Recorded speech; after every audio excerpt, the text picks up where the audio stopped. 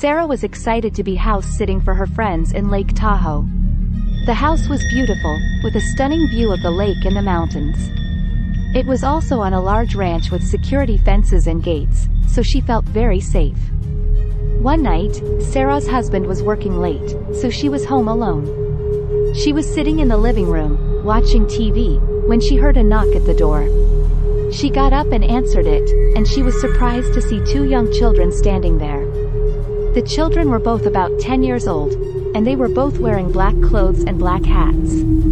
They had pale skin and large, black eyes.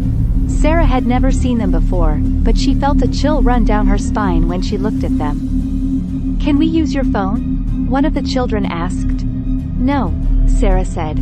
"I don't know you." The children looked at each other, and then they smiled. "We need to use your phone," the other child said. "It's an emergency." "I said no," Sarah said. "Please go away." The children didn't move.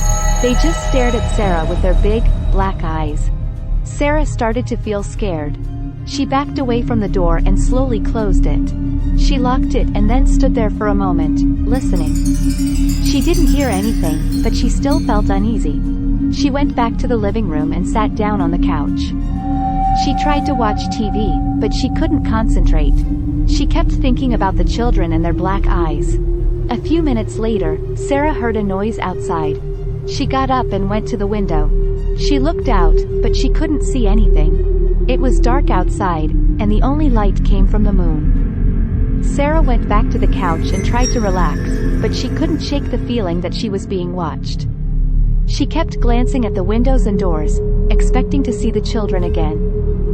Suddenly, Sarah heard a loud noise at the front door. She jumped up and ran to the door.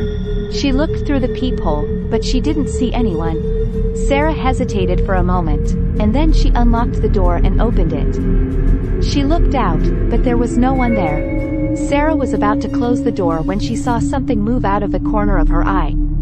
She turned around and saw the children standing in the shadows on the porch.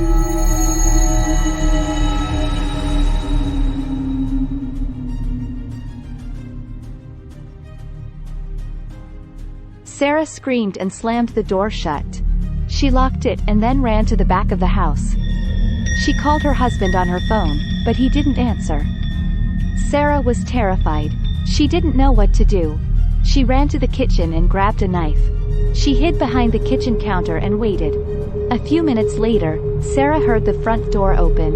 She heard footsteps coming down the hallway. She held her breath and waited. The footsteps stopped in front of the kitchen door.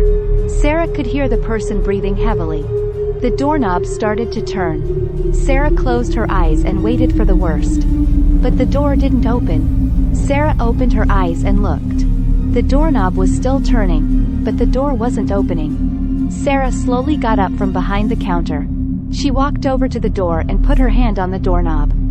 She hesitated for a moment, and then she turned the knob and opened the door.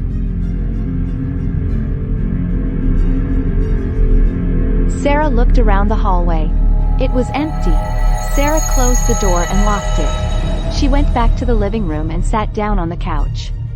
She was still scared, but she was also exhausted. She fell asleep on the couch, and she didn't wake up until her husband came home the next morning. Sarah told her husband what had happened, but he didn't believe her. He said that she must have been dreaming. But Sarah knew what she had seen. She knew that the children were real.